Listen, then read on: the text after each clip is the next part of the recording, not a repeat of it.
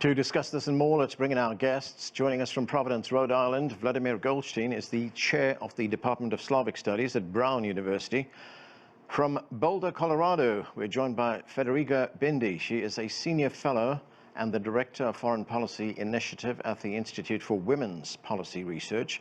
From New York, Erin Matei is the host of Pushback with Erin Matei on the Grey Zone. And from Riga, Latvia, we're joined by Glen. He is a former advisor to the defense minister in Ukraine. Thank you, everyone, for joining us. Glen Grant, welcome to the show. Let me start with you. As I've said, Ukraine has surrendered the city of Mariupol. Several hundred Ukrainian troops from the Azov brigade have been escorted out. According to a report in the New York Times, and I'm quoting here, it says, this gives Moscow full control over a vast sweep of southern Ukraine from the Russian border to Crimea.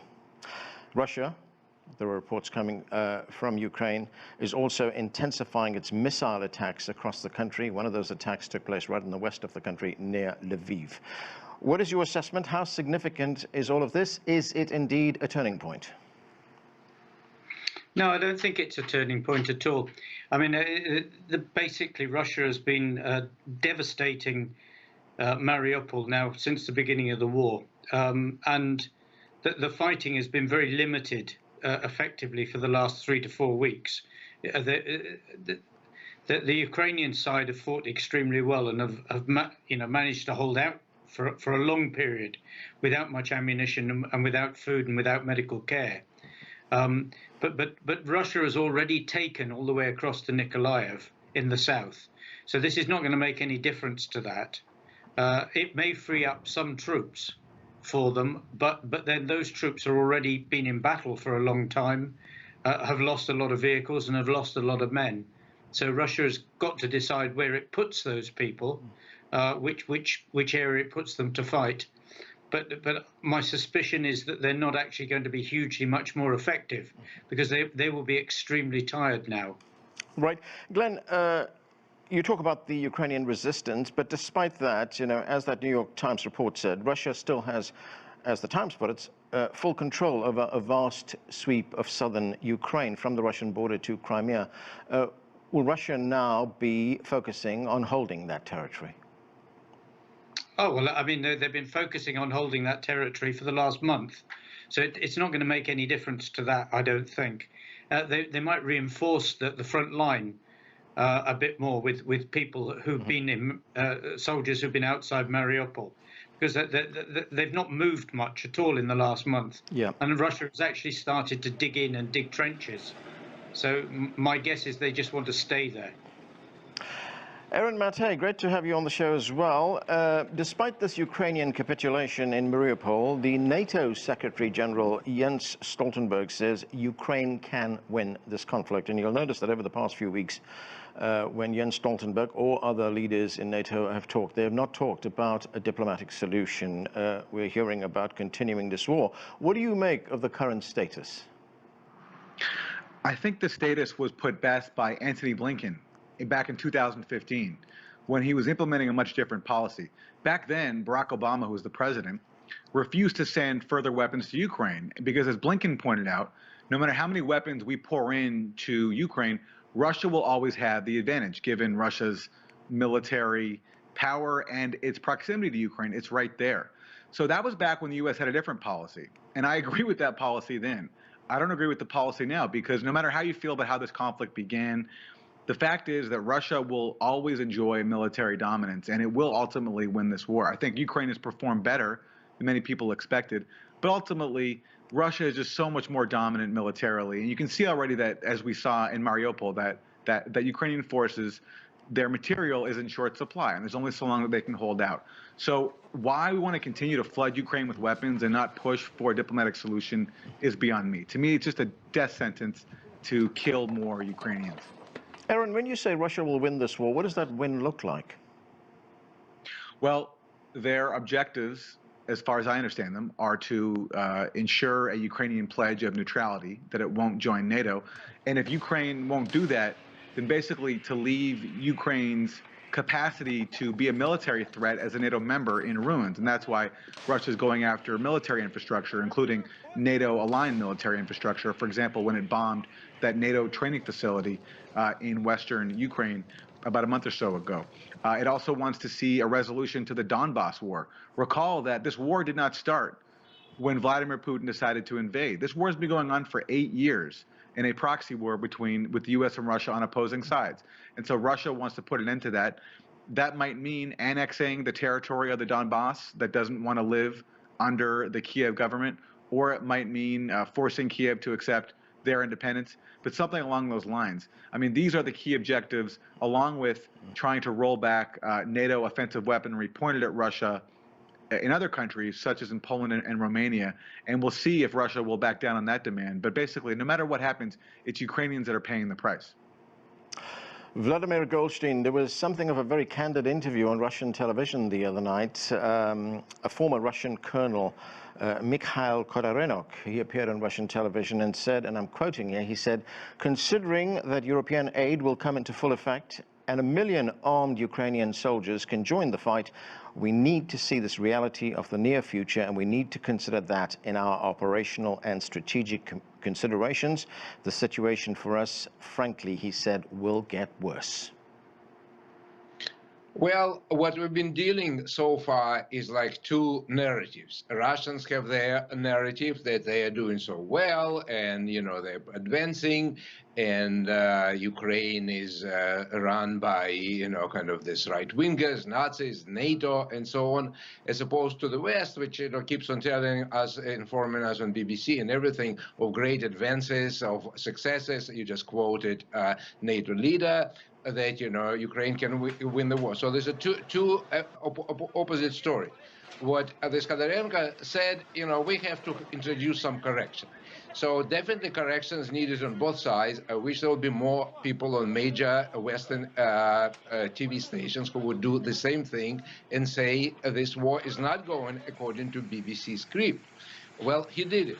What he said also, he said, Ukraine is unified, which is not quite the case. Ukraine is full of energy. Again, it's not quite the case. Depends how Russia behaves. If Russians continue to sort of destroy, civilians, yes, Ukraine will get ready. But so far, we see in many territories, as Russians advance, a lot of people say, thank God we are no longer, intimidated and bullied. So he introduces a certain correction. There is nothing wrong with it. But, I think, and he's, I don't quite agree with his estimation. I think what Aaron Mate said on today's show is definitely more correct. Russia has infinite ability to escalate it, and they will if they need. So it's very naive on the part of Ukrainian leaders and their supporters to keep on saying that Ukraine can win. They have to sit down and discuss things and diplomatically. Otherwise, Russia can definitely increase the pain to themselves as well, but to Ukrainian people.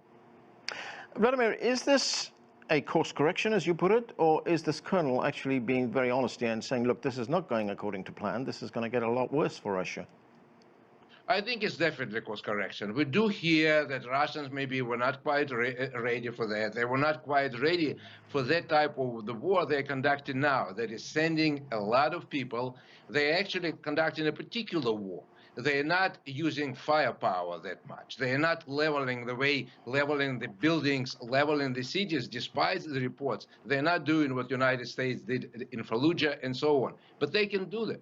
So basically, the Russians are relying on manpower, and they experiencing a lot of losses, and that's what he said. But what he didn't consider is that they actually can escalate. So Russians have enough of tremendous amount of rockets and missiles, and they can go on. So I think that's okay to acknowledge losses, but many Russians acknowledge it. I don't think he's particularly original in that. The only originality is that what he said is on major station, and as I said, I wish I could see something like that on CNN.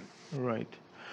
Federiga, Bindi, it's been a long time since we've seen you. Great to have you with us. The United States is pouring billions, tens of billions of dollars worth of weapons into this war. And as I said earlier on, there's been no talk of any kind of negotiated settlement. And if we look at what's happening in Europe right now, gas prices are soaring. And we add to that, of course, inflation and food shortages. And despite sanctions that have been imposed on Russia, we've just seen a report in Bloomberg which says that 10 European countries are now opening ruble bank accounts so that they can pay for gas in rubles, as the Russian President Vladimir Putin has demanded. So if this crisis continues, Federiga, what's at stake for Europe? Well, first of all, thank you for having me back. It's always a pleasure. And secondly, I agree 100% of what had been said before, especially on the need to push for a diplomatic solution. And for Europe, it is going to be a disaster if the war goes on. And some of the result of this war, like the disengagement from Russia gas, is something that the United States have asked for a long time. When I was in government, I can't recall one single meeting where this was not at the top of the agenda. Right? And every single time you objected, if you don't buy it from Russia, we'll buy from some other dictatorship. It didn't seem to make a difference. Now, summer is arriving in Europe. So people in Europe are particularly caring of their summer holidays, especially in the countries which are going to be worst hit, like my country of origin, Italy. But when the fall comes, and the high price, and they haven't received, that's the other thing, they haven't received their bills yet. So the cost with the families, for instance, of the raised electric bills haven't in most cases arrived. But when they arrive, they are gonna create big crises.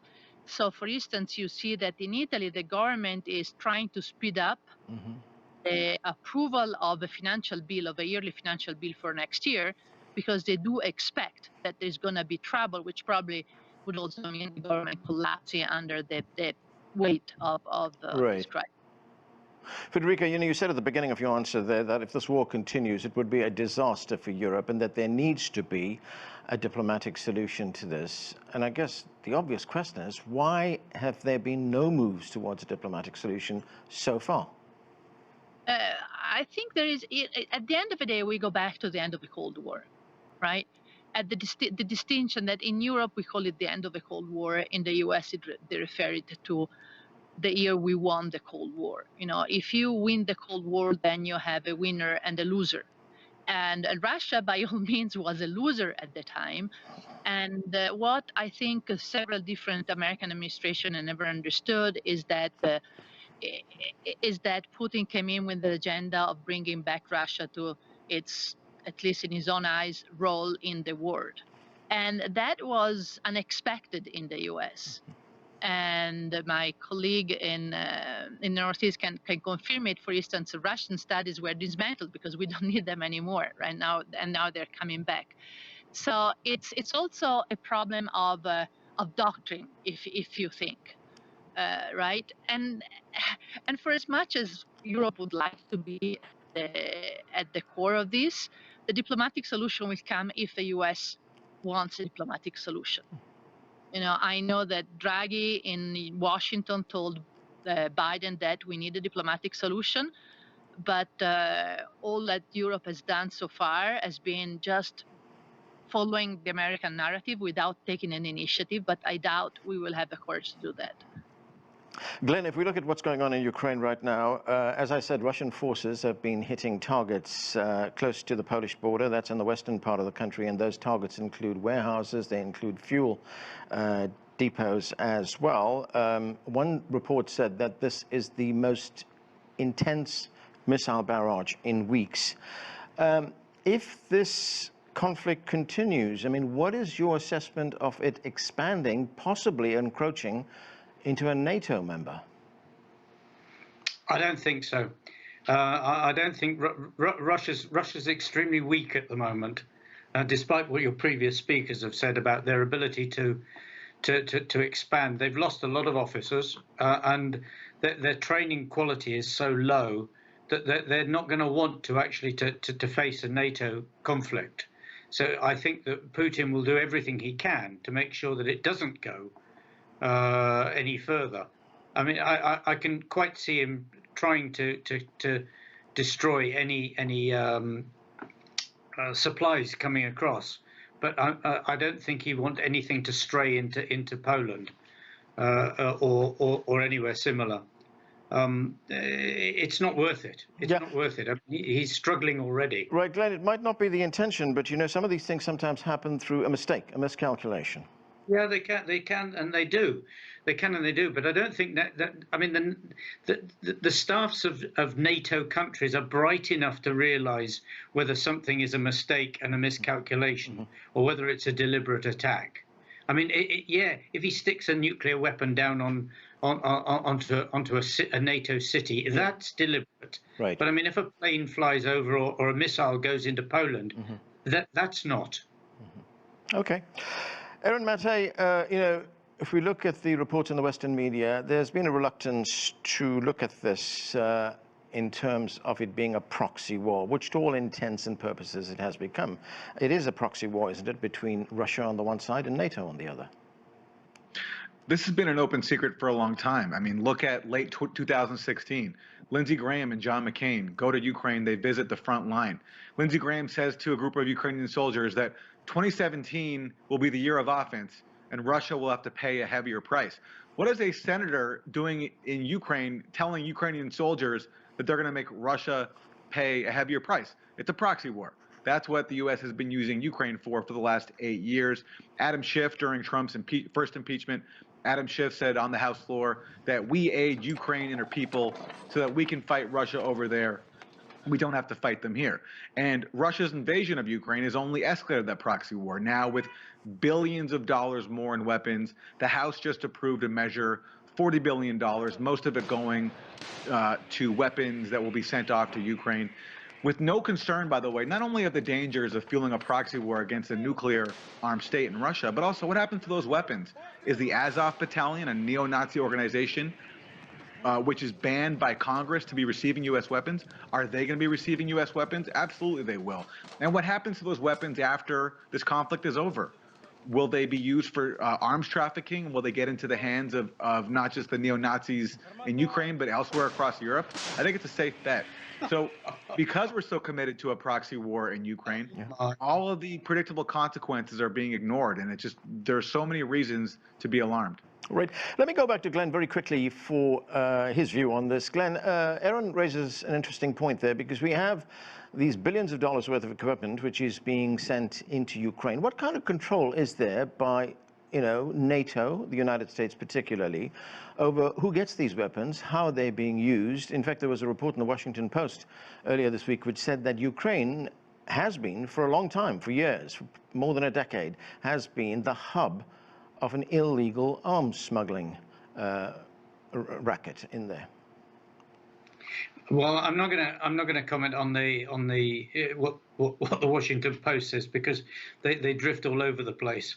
But the weapons that are going in, trust me, the people are waiting for them with you know, open arms to actually to fight Russia. So they're not weapons. You can't start sliding around armored vehicles or anti-tank weapons. They're going to the right places, and they're being used. Right. And NATO doesn't need to follow them, because I promise you that the general staff of the Ukraine is following it hard. Okay. Can I say quickly that in Syria, when the U.S. delivered anti-tank weapons, they ended up in the hands of Al-Qaeda. So I don't accept the premise that these weapons will be monitored. We're not talking about Al-Qaeda. We're talking about Ukraine, which is fighting for its very survival.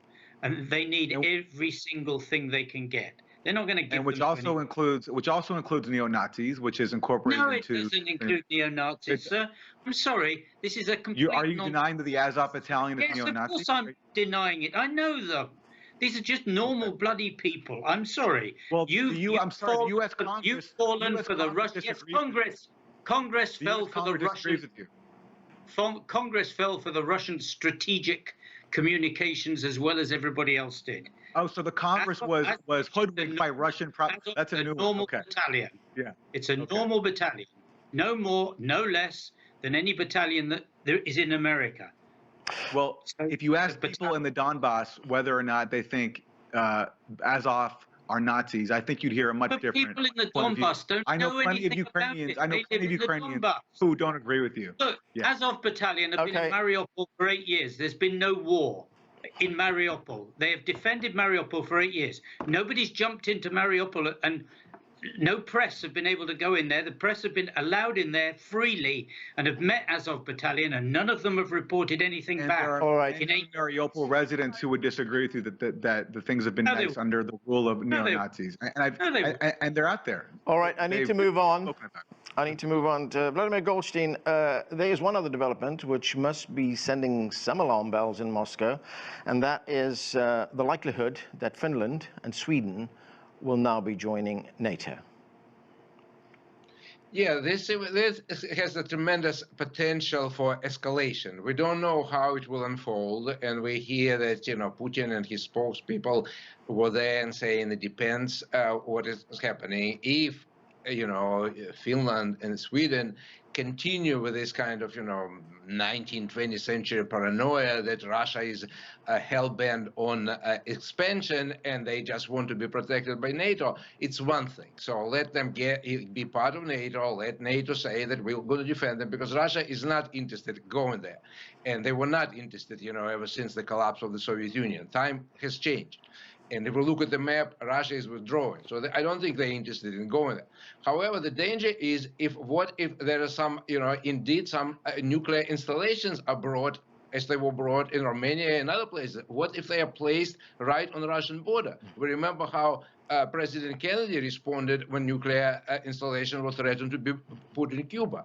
So I think it's ill thought, ill discussed. It was done over the head of many Finnish people, just decided, again, United States calling most of the shots here. And it has to be debated, and it has to be seen for what it is. Potential for escalation. If indeed there is like a threat to Russia, to Russian kind of existence, if it's an existential threat with nuclear arms on Russian border, then we can see anything from from tremendous arms race to the war. Okay, Glenn, what are your thoughts on the possibility of Finland and Sweden joining NATO? Would it make much of a strategic difference in Northern Europe, or will it, as some people think, be a symbolic move? Well, it will. No, it will make a strategic difference. It'll make NATO stronger on that side of Europe. But I'd just like to go against the point of saying that Russia hasn't been doing anything. Russia was buying up islands in the south of Finland, which has now been stopped by the Finns. They also put built a helicopter base close so that they could actually do things in southern Finland. They've been overflying with jets and bombers and attack helicopters. They've been overflying Finland's airspace over Finland for the last 5 or 6 years.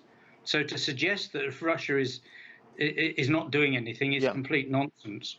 All right. I think military exercises was done right there in Russian backyard. So I mean, it's tit for tat.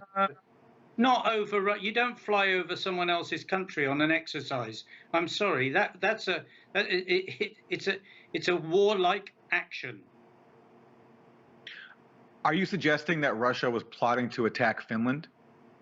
I'm suggesting that Russia was going through the actions of very clearly of being prepared to attack Finland. Okay. Well, yeah. Just as the U.S. and its allies were carrying out war games on Russia's borders to attack Russia, yes. Yeah. There's a difference between carrying out actions on someone's border and crossing the border and going into that country. That is a big difference. I'm afraid we're going to have to leave it there. We have run out of time. Thanks to all of you for being with us.